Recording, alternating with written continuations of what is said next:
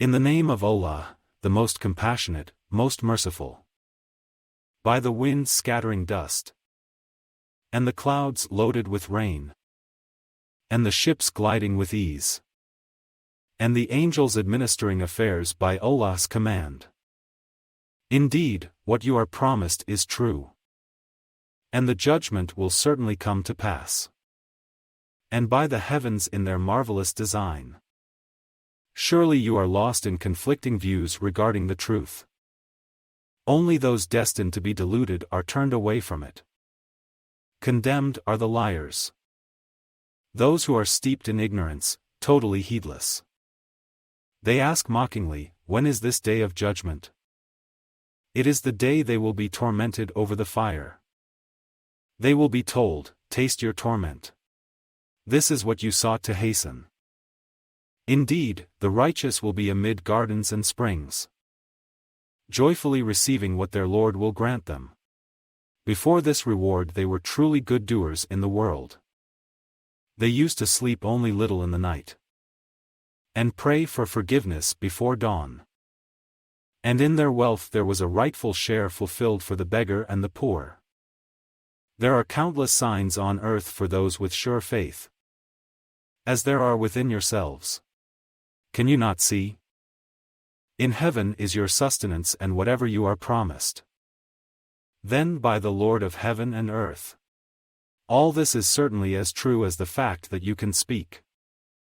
Has the story of Abraham's honored guests reached you, O Prophet? Remember when they entered his presence and greeted him with, "Peace." He replied, "Peace be upon you." Then he said to himself, "These are an unfamiliar people."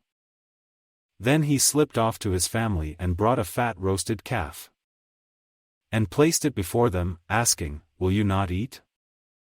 They did not eat, so he grew fearful of them. They reassured him, "Do not be afraid," and gave him good news of a knowledgeable son. Then his wife came forward with a cry, clasping her forehead in astonishment, exclaiming, "A baby from a barren, old woman." They replied, "Such has your Lord decreed. He is truly the all-wise, all-knowing."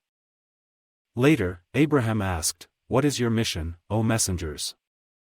They replied, "We have actually been sent to a wicked people, to send upon them stones of baked clay, marked by your Lord for the transgressors."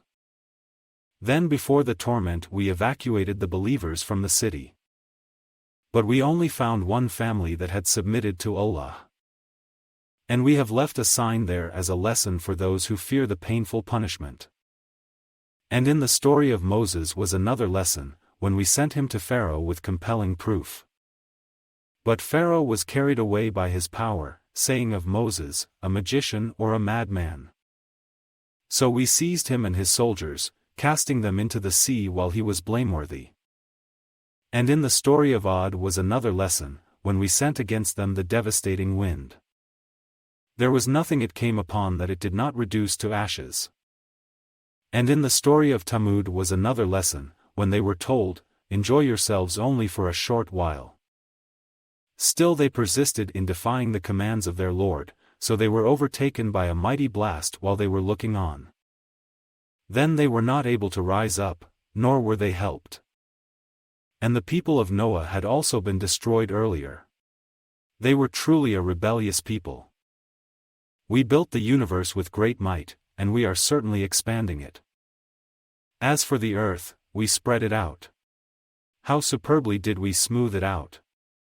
And we created pairs of all things, so perhaps you would be mindful. So proclaim, O Prophet, flee to Allah. I am truly sent by him with a clear warning to you. And do not set up another God with Allah. I am truly sent by him with a clear warning to you. Similarly, no messenger came to those before them without being told, a magician or a madman. Have they passed this cliché down to one another? In fact, they have all been a transgressing people. So now turn away from them, O Prophet, for you will not be blamed. But continue to remind. For certainly reminders benefit the believers. I did not create jinn and humans except to worship me. I seek no provision from them, nor do I need them to feed me. Indeed, Allah alone is the supreme provider, Lord of all power, ever mighty. The wrongdoers will certainly have a share of the torment like that of their predecessors. So do not let them ask me to hasten it. Woe then to the disbelievers when they face their day which they are warned of.